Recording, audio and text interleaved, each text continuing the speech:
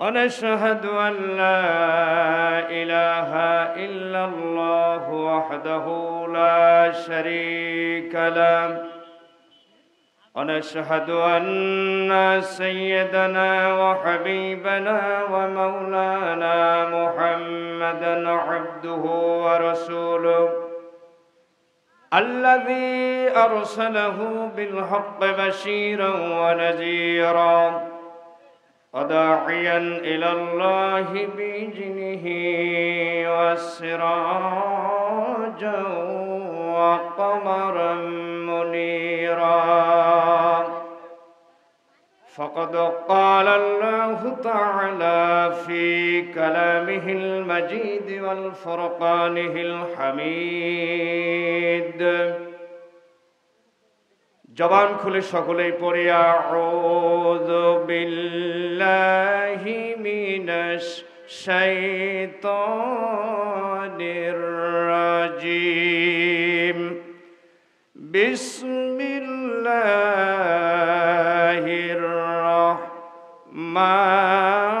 রহমানির রহিম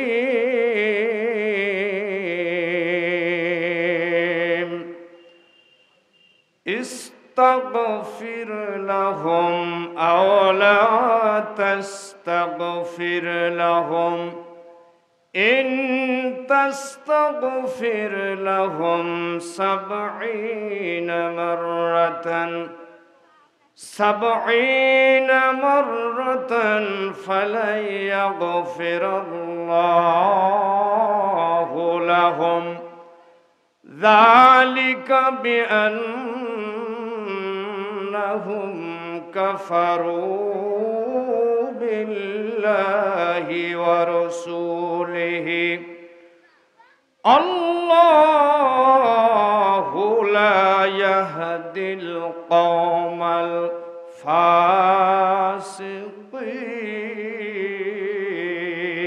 الفاسقين صدقت يا رب العالمين وعن أبي هريرة رضي الله تعالى عنه وعنه قال قال رسول الله صلى الله عليه وسلم نزل القرآن على 5 حلاله حرامه محكما متشابها أمثال فأحل حلاله وحرم حرامه عامل محكما عامل متشابها فتعدل الأمثال إلا فدخل الجنة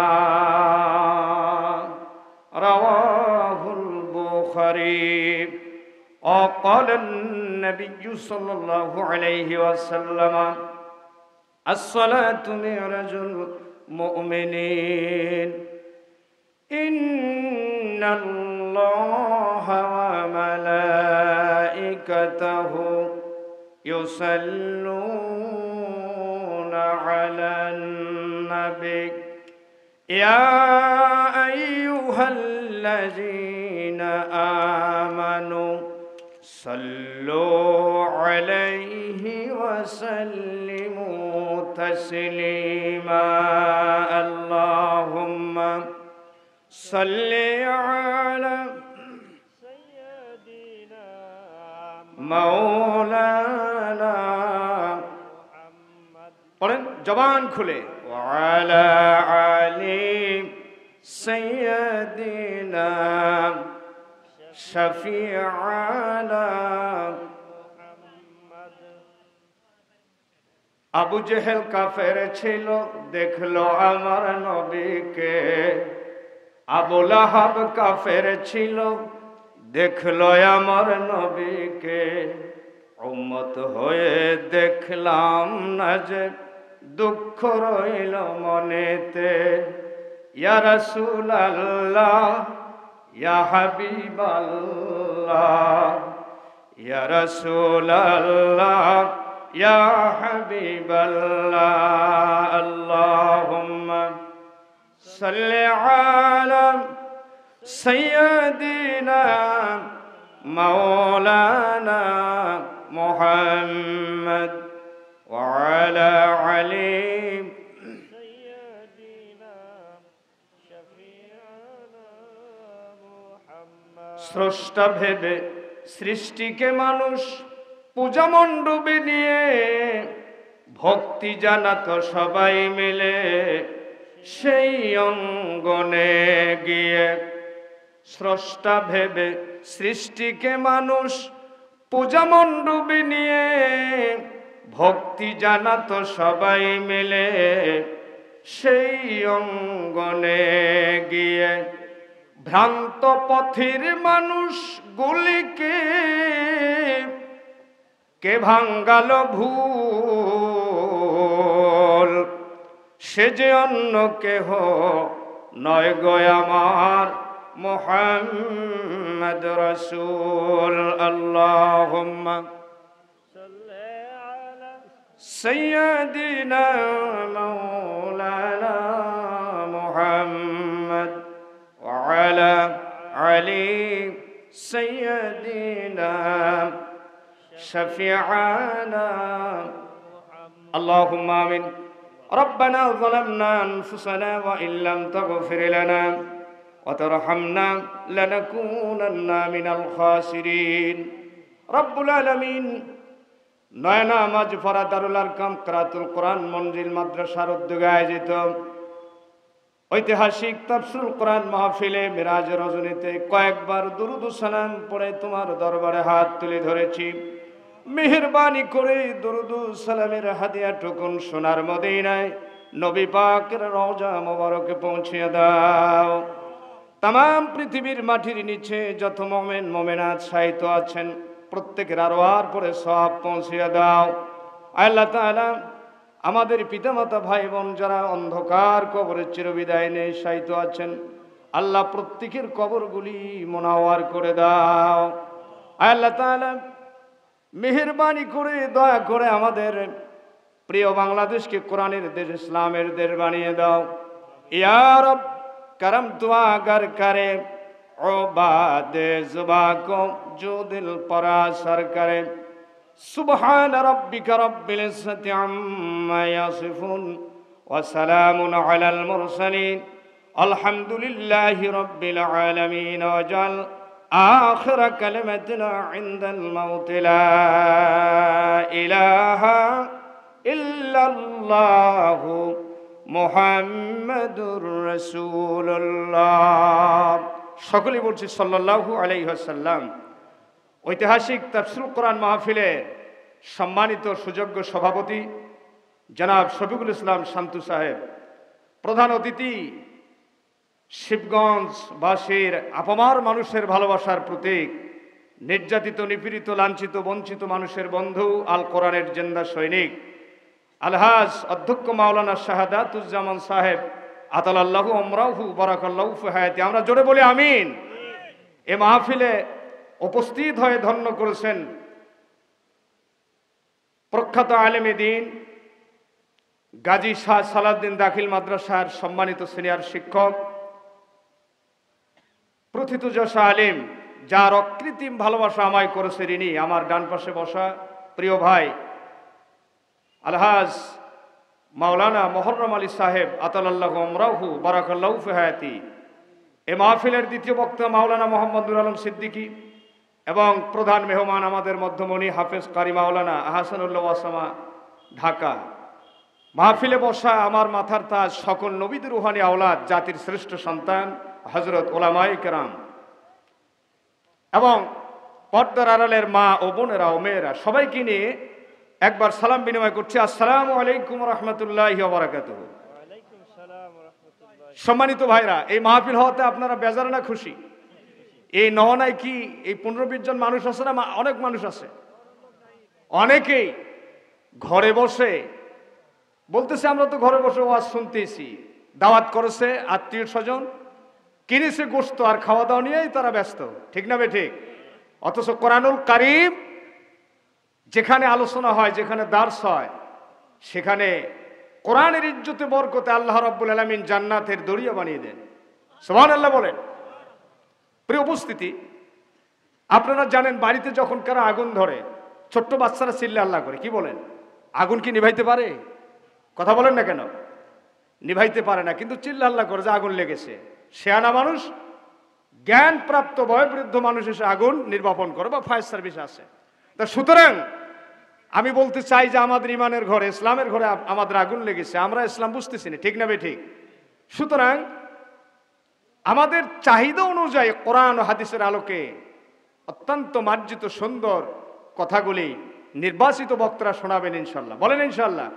ছোট্ট বাচ্চা যেরকম চিল্লা হাল্লা করে, মানুষ জড়ো করে আগুন লেগেছে, আমরাও এরকম চিল্লা হাল্লা করতেছি যে আসেন কোরআনের মাহফিলে আসেন, কিন্তু প্রাণ ভরা কথা তারা শোনাবেন ইনশাআল্লাহ। সম্মানিত ভাইরা, আল কোরআনুল কারীম যখন নাজিল হলো, কোরআন পেয়ে এক শ্রেণীর মানুষ খুশি হয়ে গেল, আর কোরআন নাজিল হলো, এক শ্রেণীর মানুষের মুখগুলি মলিন হয়ে গেল, কালো হয়ে গেল। কথা বলেন ঠিক না ঠিক? আল্লাহ রাব্বুল আলামিন যেই শ্রেণীর মানুষগুলি কোরআন শুনে কোরআনের পরিবেশ কায়েম করে রাসূলের সঙ্গে দলবদ্ধ হয়েছিলেন, আল্লাহ পাক বললেন, ইন্নামাল মুমিনুনা আল্লাযীনা ইযা যুকিরাল্লাহু ওয়াজিলাত কুলুবুহুম ওয়া ইযা তুলিয়াত আলাইহিম আয়াতুহু যাদাতুহুম ঈমানাও ওয়া আলা রাব্বিহিম ইয়াতাওয়াক্কালুন। আল্লাহ পাকের বক্তব্য হচ্ছে, যাদের ভিতরে ঈমানদারের বহিঃপ্রকাশ আছে, যারা ঈমান আনয়ন করেছে, ইন্নামাল মুমিনুন, নিশ্চয়ই যারা মুমিন, তাদের কাছে যখন কোরআনুল কারীমের আওয়াজ বলা হয়, কোরআনুল কারীমের আওয়াজ হয়, দারসুল কোরআন হয়, কোরআন যখন তারা শুনে, শ্রবণ করে, তাদের কোরআন শোনার পরে ভিতরে কলিজা কান দিয়ে ঢোকে, কলিজা ঠান্ডা হয়ে যায়। সুবহানাল্লাহ। ওয়াজিলাত শব্দের অর্থ অভিধান বেত্তারা প্রায় 11টি শব্দ দিয়েছেন। আমি তাফসিরে তাবারি থেকে বলছি, এখানে ওয়াজিলাত শব্দের অর্থ যে তাফসীর কারক উপস্থাপন করেছেন, কোরআনুল কারীম শ্রবণ করলে 3টা জিনিস তার কলিজায় তৈরি হয়ে যাবে। জোরে বলেন কয়টা? 1 নাম্বার, কলিজা কাঁপবে, এটা আল্লাহ পাকের কালাম। দ্বিতীয় পর্যায়ে তার শরীরের পশম যা আছে শিউরে উঠবে, আল্লাহ পাকের কালাম। তৃতীয় পর্যায়ে তার অন্তরে খুশি খুশি ভাব লাগবে, এটা আল্লাহ পাকের কালাম। সুবহানাল্লাহ। কয়টা তৈরি হবে? কান দিয়ে ঢোকে, কলিজা ঠান্ডা হবে, তার ঈমান বৃদ্ধি হবে, তার শরীরের পশমগুলো শিউরে যাবে। এই 3টি বিষয়ের একটিও যদি তার কোরআন শুনে তৈরি না হয় দিলের ভিতরে, মুসলমান নাম নিল, মুনাফিকের বীজ তার ভিতরে আছে। ঠিক কিনা? অনেকেই মুসলমান, কোরআন সহ্য করে না, আলেম ওলামা সহ্য করে না। কি বলেন, আছে না কথা? মাথায় টুপি, মুখে দাড়ি দেখলেই স্বাধীনতা বিরোধী, নাউজুবিল্লাহ। এবার আসুন, একই কোরআন শুনেছে বিশ্ব নবীর কণ্ঠে, সাইয়েদনা আবু বকর, তার ঈমান বৃদ্ধি হয়েছে। ঠিক না ঠিক? এমন ঈমান বৃদ্ধি পেয়েছে, আল্লাহ রাব্বুল আলামিন আরশ আজিম থেকে আল্লাহ পাকের কুদরতি হাত দিয়ে আবু বকরের নামটা বেহেশতের লিস্টে লিখে দিয়েছে। সুবহানাল্লাহ। এই কোরআনে কারীম সেখানে কাজ করেছে। আর একই কোরআন শুনেছে বিশ্ব নবীর কণ্ঠে আবু জেহেল, তার শয়তানি বৃদ্ধি পেয়েছে। ঠিক না ঠিক? প্রিয় ভাইরা, এই জন্য মনে রাখুন, আল্লাহ রাব্বুল আলামিন বড় সুন্দর করে বলেছেন, এই কোরআনুল কারীম পাইকারি দরে সকলের জন্য নাজিল হয় নাই। এক শ্রেণীর মানুষ কোরআনুল কারীম অধ্যয়ন করে, শুনে আর আমল করে, কোরআনের সংবিধান চালু করে, পার্লামেন্ট থেকে শুরু করে রান্নাঘর পর্যন্ত মানুষের শান্তি আর মুক্তির ব্যবস্থা করে দেবে। সুবহানাল্লাহ। এই কোরআন কেউ শুনে মাথায় টুপি, পাগড়ি, পাঞ্জাবি, শুধু তেলাওয়াত করে, কোরআন আকিমুদ্দিন, এই কোরআনের আইন যে প্রতিষ্ঠা করতে হবে সেটার কাছে ধারে নাই। ঠিক না ঠিক? আবার এক শ্রেণীর মানুষ শুধু কোরআন কারীম তেলাওয়াত করে, মসজিদে বসে পড়ে, কিন্তু এই পৃথিবীতে এমন কোন নবী ছিলেন না যে কোরআনের সংবিধান রাষ্ট্র পর্যন্ত কায়েম করেন। ঠিক না ঠিক? আর নবীরা যখনই কোরআনের বিধান, কোরআনের আইন চালু করতে চায়, এক শ্রেণীর স্বার্থকামী, এক শ্রেণীর বুদ্ধিজীবী জালেম তারা বাধা দিয়েছে। ঠিক না ভাই? ঠিক।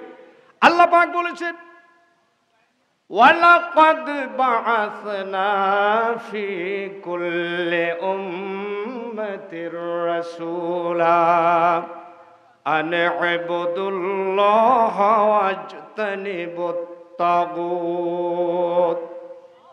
এমন কোন নবী ছিল না, পয়গম্বর ছিল না, তারা কোরআনুল কারীমের দাওয়াত জাতির কাছে পেশ করতেন না। তারা বলতেন, ভাই আসো, হে মানব সকল, আসো কোরআনুল কারীমের বিধান মেনে নাও, ইসলামের বিধান মেনে নাও, শান্তি পাবে, মুক্তি পাবে। ঠিক না বে ঠিক? আর ওই তাগুত তথা জালেমের বাচ্চাদেরকে আমরা বরদাস্ত করব না। ঠিক কিনা? এই আওয়াজ দেওয়ার পরে এক শ্রেণীর মানুষ কোরআনুল কারীমের দলে ফিরে আসছে, আর একটা দল বিরোধী করছে। কথা বলেন ঠিক না বে ঠিক? একটু জিকির করেন, লা ইলাহা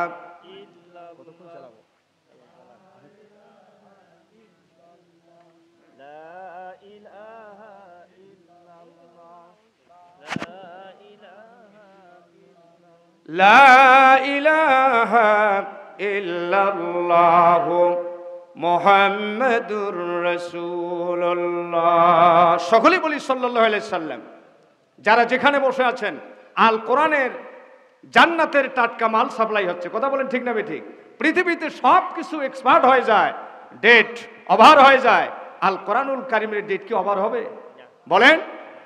এই পৃথিবীতে সব কিছু এক সময় পুরাতন হয়ে যাবে, এক্সপায়ার্ড হয়ে যাবে।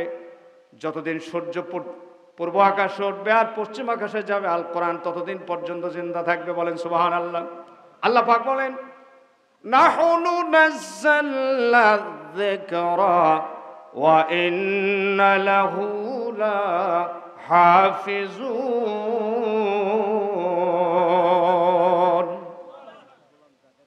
এই পৃথিবীতে সব মানব রচিত কিতাবগুলি বন্ধ হয়ে যাবে, নষ্ট হয়ে যাবে, এক সময় চলবে না। কথা বলেন না কেন? 16 বছর এক জায়গা চালিয়েছিল, শুধু নিজের বাবারটা চালিয়েছিল, আল্লাহরটা নিতে পারে নাই। এই জন্য আল্লাহ রাব্বুল আলামিন তাদেরকে বেইজ্জতির সাথে বিদায় করে দিয়েছে। ঠিক কিনা? এরপরে আল্লাহ রাব্বুল আলামিন পরিষ্কার করে জানিয়ে দিয়েছেন যে কিয়ামত পর্যন্ত যতদিন সূর্য উঠবে আর ডুববে, আল কোরআনুল কারীমের বয়ান, তাফসীর, আইন থাকবে। বলেন আলহামদুলিল্লাহ। সুতরাং আমরা এই জায়গায় আসতে চাই যে কথাগুলো আমাদের জন্য বিশেষ প্রয়োজন। বলেন আমিন। সম্মানিত ভাইরা, আল্লাহর নবীজির পিছনে একজন মুহাদ্দিস ছিল, একজন টুপিওয়ালা, দাড়িওয়ালা, পাগড়িওয়ালা বড় মুরব্বী ছিল। এই লোকটি আল্লাহ রসুলের পিছনে যায় নামাজটা তার ছিল। আমি কি বলবো, এই লোকটি বেলাল ছিল না। তাফসিরের ভাষায় পড়েছি, তাফসিরে মারিফুল কোরআন, তাফসিরে তাবারি, তাফসিরে মনের, তাফসিরে বাইজাবি, তাফসিরে মাঝহারি, প্রায় 9টি তাফসিরুল কিতাব আমি সামরাইজ করেছি, দেখেছি। আল্লাহ রসুলের পিছনে যায় নামাজটা ছিল আব্দুল্লাহ ইবনে উবাই ইবনে সুলুল। এই লোকটি মাথায় টুপি দিত, নামাজও পড়তো। এরকমের বুজুর্গ আমাদের দেশে আছে না নাই? নামাজ পড়তো, কিন্তু এই লোকটির কঠিন দোষ ছিল, নামাজের ইমাম মানত আল্লাহর নবীকে, রাষ্ট্রের ইমাম মানত আবু জেহেলকে। বলেন নাউজুবিল্লাহ। এই ধরনের নামাজ আমাদের দেশে নাই। নামাজ পড়ে আলেম ওলামার পিছনে, ইমামের পিছনে, কিন্তু দেশ নাস্তিক, মুরতাদ, কোরআন চায় না, হাদিস চায় না, এই সমস্ত লোকের দলেই তারা ভিড় করে। এরকম লোক আসলে নাই। আব্দুল্লাহ ইবনে উবাই ইবনে সুলুল, এই লোকটি চিরটাকাল ইসলামের বিরোধী করেছে, কিন্তু মাথায় টুপি ছিল, পাগড়ি পাঞ্জাবি ছিল। আল্লাহ রাব্বুল আলামিন এই লোকটির সম্পর্কে সূরা নাজিল করলেন, সূরা মুনাফিকুন। এই লোকটি যখন ইসলামের বিরোধিতা করতে করতে এক সময় পরিণত বয়স পর্যন্ত হয়ে গেল। মানুষ এক সময় এক জায়গায় থাকে, পরিবর্তন হয় কিনা? এই লোকটি যখন বয়োবৃদ্ধ হয়ে গেল, এরপরে যখন চিকিৎসা জগৎ তার শেষ হয়ে গেল, তার ছেলে ছিল আব্দুল্লাহ, সে ছিল খাঁটি মুসলমান। আব্দুল্লাহ এসে আল্লাহর নবীজির কাছে আবেদন করলো, আল্লাহর নবী, আমার আব্বা অসুস্থ, তার প্রাণ প্রদীপ কখন যে নেবে যাবে কোনো গ্যারান্টি নেই। আমার আব্বার জন্য আপনি দোয়া করুন যেন আমার আব্বাকে আল্লাহ রাব্বুল আলামিন মাফ করে দেয়। এখন আপনারা বলেন, আল্লাহ রসুল গরম দিলের মানুষ না নরম দিলের মানুষ? কথা বলেন না কেন? আল্লাহ রাব্বুল আলামিন বলেছেন, ওয়ামা আরসালনাকা ইল্লা রাহমাতাল লিল আলামিন। বলেন আল্লাহু আকবার।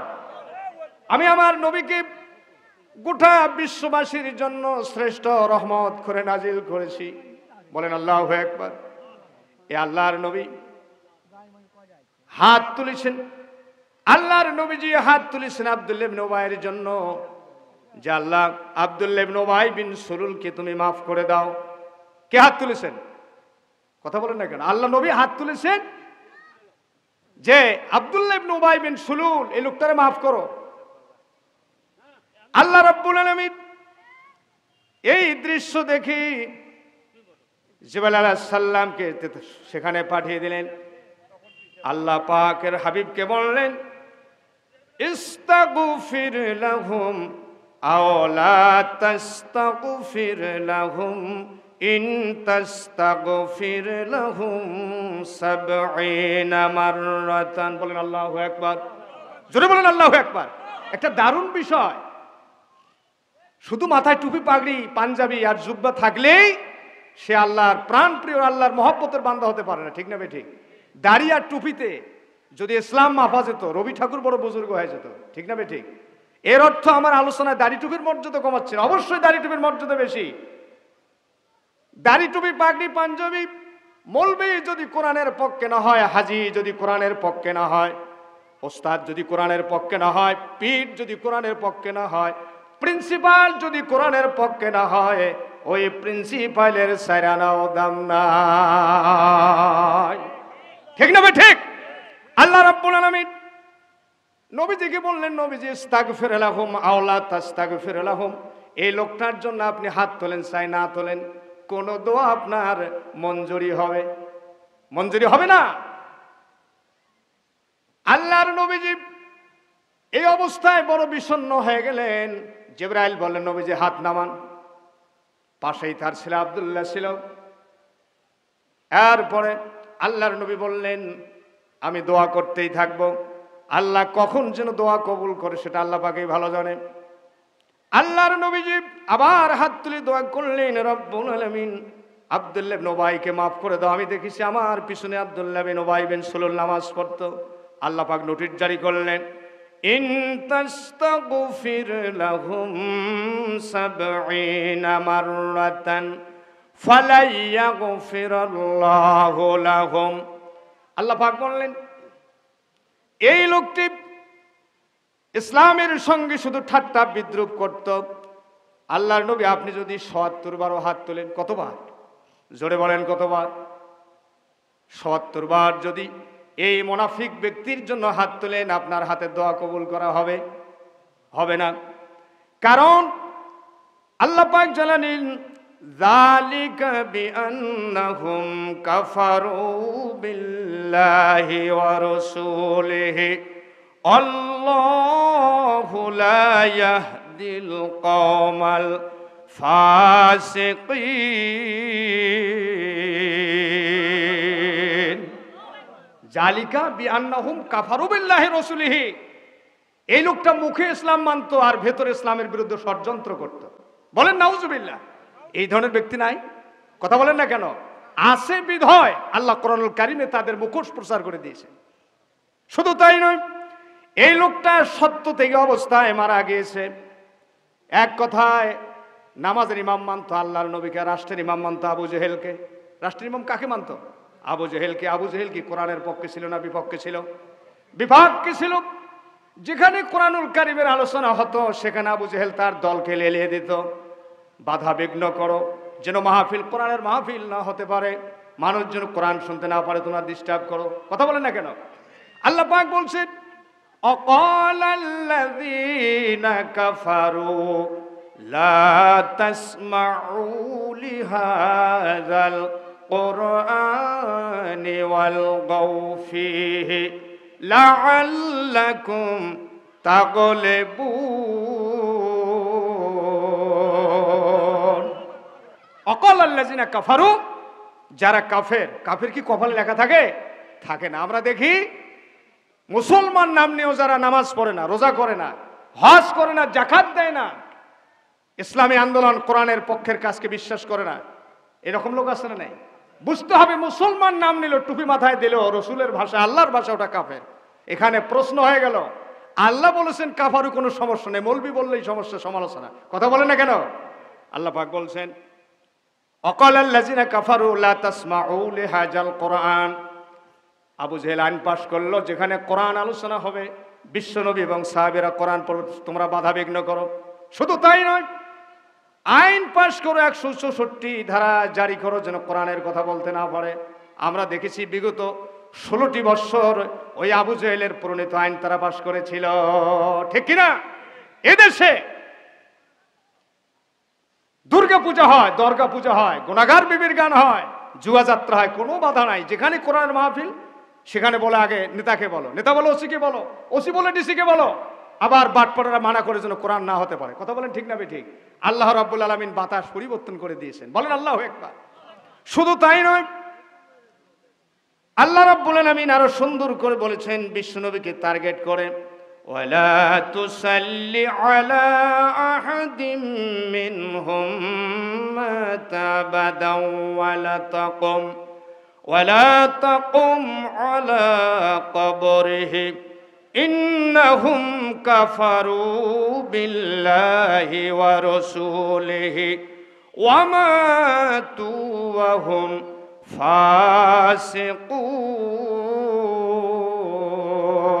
ফাসিকুন। আরো রেড সিগন্যাল, কঠিন নির্দেশ আল্লাহর পক্ষ থেকে নাজিল হয়ে গেল। রব্বুল আলামিন জানিয়ে দিলেন ওয়ালা তুসাল্লি আলা আহাদিম মিনহুম মাতা। এ মুনাফিক যখন মারা যাবে, ওদের মধ্যে ওদের দোসর, ওদের দলের কেউ যদি মারা যায়, কে বলছেন? আল্লাহ পাক বলছেন নবীজি ওর কবরের পাশেও দাঁড়াবে না, ওর জানাজাও দিবা না। বলেন না নাউজুবিল্লাহ। সূরা আত-তাওবার 83 নম্বর আয়াত। কত নম্বর? 83। আল্লাহ বলেছেন ওয়ালা তুসাল্লি আলা আহাদিম মিনহুম মাতা আবাদা ওয়ালা তাকুম আলা কবরিহি। আচ্ছা, এখন শিক্ষার বিষয়, এই আব্দুল্লাহ ইবনে উবাই, তার জানাজা শুধু রাসূল একবার পড়িয়েছেন, এরপরে বিশ্বনবী আর কোন মুনাফিকের জানাজায় পড়েননি। কিন্তু তার ছেলে আবেদন করল, নবীজি আমার আব্বার জানাজা পড়াবেন, আপনার গায়ের জুব্বাটাও দেবেন। আল্লাহ রাসূল গায়ের জুব্বাটাও দিয়ে দিলেন। এর কারণ হচ্ছে আব্দুল্লাহ ইবনে আব্বাস রাদিয়াল্লাহু তাআলা আনহু রাইসুল মুফাসসিরিন, ইনি যেদিন ইন্তেকাল করেছিলেন কিছু কাপড় সংকীর্ণ হয়েছিল, সেদিন আব্দুল্লাহ ইবনে উবাই কিছু কাপড় হযরত আব্দুল্লাহ ইবনে আব্বাসের জন্য স্যাক্রিফাইস করেছিলেন, দিয়েছিলেন। আল্লাহর নবী সেই দিন প্রতিজ্ঞা করেছিল যদি আমার সুযোগ আসে এই ঋণটা আমি পরিশোধ করব। সেই দিন বাস্তব হয়ে গেল। আব্দুল্লাহ ইবনে উবাইয়ের জন্য ওই চাচা কি কাপড় দেওয়ার কারণে বিশ্বনবী তার জামাটা দিয়েছেন। আল্লাহু আকবার। এখন চিন্তার বিষয়, আল্লাহর নবী যদি তার দোয়া ফেরত যায়, মুনাফিকের জন্য দোয়া যদি কবুল না হয়, বাংলাদেশে আমরা মৌলবীরা টাটকা মুনাফিক মারা যায়, মুশরিক মারা যায়, ইসলাম বিরোধী ঘোর মারা যায়, যায় কিনা? আমরা আলেম ওলামা পীর মাশায়েখ বেহেশতের মধ্যে থেকে আসতেছি, বলেন কথা ঠিক না বে ঠিক? আমার তো মনে হয় বিশ্বনবী বেঁচে থাকলে এই মুনাফিকদের জানাজা পড়াতেন না। এই মুনাফিকের আচরণ কয়টা? 3টা। সালাসাতুল মুনাফিকিন। মুনাফিক যখন কথা বলে, মিথ্যে কথা বলে, ওয়াদা করলে ভঙ্গ করলে, ওয়াদা করলে কি করে? ভঙ্গ করে। আর যদি আমানত রাখা হয় তার খেয়ানত করে, বলেন নাউজুবিল্লাহ। এই ত্রিবিধক বেধি আমাদের যাদের আছে, এই আশু সে চিকিৎসার জন্য আমাদের প্রয়োজন আছে কিনা জোরে বলেন? আমাদের আছে। আল্লাহ পাক বলছেন আল্লাযীনা ইনহুম ফিল আরদি আকামুস সালাতা ওয়া আতাউজ যাকাতা ওয়া আমারু বিল মা'রুফি ওয়া নাহাউ আনিল মুনকার ওয়ালিল্লাহি আকিবাতুল উমুর। বলেন আল্লাহু আকবার। কষ্ট হচ্ছে আপনাদের? সূরা হজ 41 নম্বর আয়াতে বলেছেন, ও মুসলমানেরা শোনো, যদি কোনো মোমেন ক্ষমতার চেয়ার পায়, আল্লাহ রাষ্ট্র খেলাফত দান করে, তারা 4 দফা কাজ পাশ করবে। জোরে বলেন তো কয় দফা? 4 দফা। ক্ষমতার চেয়ার পাওয়ার পরে নামাজের আইন পাশ করবে, জাকাত ভিত্তিক অর্থনৈতিক ব্যবস্থা কায়েম করবে, এই দেশে ভালো ভালো কাজগুলি তারা বুলন্দ করবে, জারি করবে, অন্যায় অশ্রাব্য কাজগুলি তারা বন্ধ করে দেবে। সুবহানাল্লাহ, জোরে বলেন সুবহানাল্লাহ। এই 4টি কাজ, এই মূলনীতি কার? আল্লাহর না মানুষের? প্রিয় ভাইরাম, আল্লাহর নবী যেদিন রাষ্ট্র খেলাফতে আসলেন, আল্লাহ রাসূল বললেন, লা তাসরিবা আলাইকুমুল ইয়াউম, তোমরা এতদিন 10টি বছর যারা আমাকে বাড়ি ছাড়া করেছো, আমি তোমাদের ক্ষমা করে দিলাম। সুবহানাল্লাহ, নবীজি ক্ষমা করেছেন। মক্কাবাসীদের বলেছেন, লা তাসরিবা আলাইকুমুল ইয়াউম, আমি প্রতিশোধ নিতে আসি নাই, মদিনা থেকে এসেছি তোমাদের ক্ষমা করার জন্য, আসো, বুক ভরা ভালোবাসা আছে। বলেন আল্লাহু আকবার। সেই দিন ফতে মক্কার দিনে সবাই পালাচ্ছে পটলানি, কারণ আজ আব্দুল্লাহর পুত্র মুহাম্মদ সাল্লাল্লাহু আলাইহি ওয়াসাল্লাম রাষ্ট্রপতি হয়েছেন। বলেন আল্লাহ। সেই দিন দেখলেন একটা বুড়ি মাথায় একটা বড় বোঝা নিয়ে সেও পালাচ্ছে। নবীজি বললেন, মা তুমি দৌড়াচ্ছ কেন? আজ তো দৌড়ার দিন নয়। আল্লাহর বান্দা চিনতে পারেন নাই, ইনি সরওয়ারে দো আলম বিশ্ব নবী। বললেন, পথিক তুমি কি জানো না আজকে আব্দুল্লাহর পুত্র মুহাম্মদ সাল্লাল্লাহু আলাইহি ওয়াসাল্লাম রাষ্ট্রপ্রধান হয়েছেন, যত কাফের পাবে কেটে কুটে শেষ করে দিবে, ঠিক কিনা? রাষ্ট্র যা পারে কোরআন তা পারে না। ভালো করে বোঝার চেষ্টা করেন। আবার বলবেন যে হুজুর বলে গেছে উল্টো কোরআন দিয়ে রাষ্ট্র চালা যায় না। রাষ্ট্র যা পারে কোরআন তা পারে না, আর কোরআন যা পারে গোটা বিশ্ব তা পারে না। সুবহানাল্লাহ। যদি কোরআন রাষ্ট্র পর্যায়ে সাহস পেত, শিক্ষানীতি, সমরনীতি, বন্দিনীতি, যুদ্ধনীতি, শিক্ষা প্রশাসন, আইন প্রণয়ন সবকিছু কোরআনের মাপকাঠিতে চলতো। আল্লাহু আকবার। এই জন্য বুড়ি পালাচ্ছে, রাসূল বললেন, মা নবী করিম সাল্লাল্লাহু আলাইহি ওয়াসাল্লাম বললেন, তোমার পোটলাটা আমার মাথায় তুলে দাও, তোমার কষ্ট হচ্ছে। বুড়ির বোঝা বহন করলেন। যেদিন আল্লাহর হাবিব প্রথম মদিনাতুল মুনাওয়ারা রাষ্ট্র প্রেসিডেন্ট, সুবহানাল্লাহ বলেন, 12.5 লক্ষ বর্গ মাইলের প্রেসিডেন্ট, বুড়ির বোঝা নিয়েছেন কোথায়? মাথায়। গন্তব্যস্থলে পৌঁছে আল্লাহর বান্দে কিছু পয়সা আল্লাহর হাবিবকে দেবেন। আল্লাহর নবী বললেন, মা আমারে পয়সা দেওয়া লাগবে না। আল্লাহর বান্দি আল্লাহর হাবিবের সোনার চেহারার দিকে ফ্যালফাল করে তাকে বললেন, গো এই মক্কায় ছোট্ট থেকে বৃদ্ধা হয়ে গেলাম, মাথার চুলগুলি পাটের মতো সাদা হয়ে গেল, বিনা পয়সায় মানুষ মানুষের উপকার করে, চোখে দেখা তো দূরের কথা, স্বপ্ন দেখি নেই, তুমি কি পয়সা নেবে না? আল্লাহর হাবিব বললেন, মা যার ভয়ে তুমি পবিত্র কাবাঘর ছেড়ে পাহাড়ের পাদদেশে আমার সঙ্গে চলে এসেছো, আমি সেই মক্কার আব্দুল্লাহর এতিম পুত্র মুহাম্মদুর রাসূলুল্লাহ সাল্লাল্লাহু আলাইহি ওয়াসাল্লাম। আল্লাহর বান্দা বিশ্ব নবীর সোনার চেহারার দিকে তাকিয়ে বললেন, গো নবী তোমার সম্পর্কে লোকেরা মিথ্যা কথা বলেছে। ওই মুশরিক আবু জেহেল, কাফের আবু লাহাব, উতবা, সাইবা, তারা তোমাকে জাদুকর বলেছে, জেনাকার বলেছে, যুদ্ধ অপরাধী বলেছে, বলে নাই? এই কথাগুলি বলেছে। তুমি এই ধরনের অপবাদ দিয়ে তোমাকে কলঙ্কিত করেছে। আমি বুঝতে পেরেছি তোমার মতো ব্যক্তি আর পৃথিবীতে দ্বিতীয় কেউ হতে পারে না। আল্লাহর নবী, আমি যেন তোমার দেহ থেকে নবুয়তি ঘ্রাণ আমার নাকে ভাসতেছে। আল্লাহর নবী বললেন, মা ইহকালীন শান্তি আর পরকালীন যদি মুক্তি পেতে চাও, আমার কণ্ঠের সাথে কণ্ঠ মিলেই জনমের তরে পড়ে নাও, লা ইলাহা ইল্লাল্লাহু মুহাম্মাদুর রাসূলুল্লাহ। জোরে বলি সাল্লাল্লাহু। এই ছিল রাসূলের আদর্শ। আল্লাহ রাসূল প্রতিশোধ নিয়ে জুলুম করে ইসলাম বিজয় করেন, ইসলাম দিয়েছেন ভালোবাসার মাধ্যমে। বলি আমিন। প্রিয় ভাই সব, আল্লাহর নবীজি সরওয়ারে দো আলম বিশ্ব নবী জনাবে মুহাম্মদ রাসূলুল্লাহ একটি সুন্দর সমাজনীতি পালন করলেন। আল্লাহর নবীজি বললেন, فَإِمَّا يَأْتِيَنَّكُم مِّنِّي هُدًى فَمَن تَبِعَ هُدَايَ فَلَا خَوْفٌ عَلَيْهِمْ وَلَا هُمْ يَحْزَنُونَ।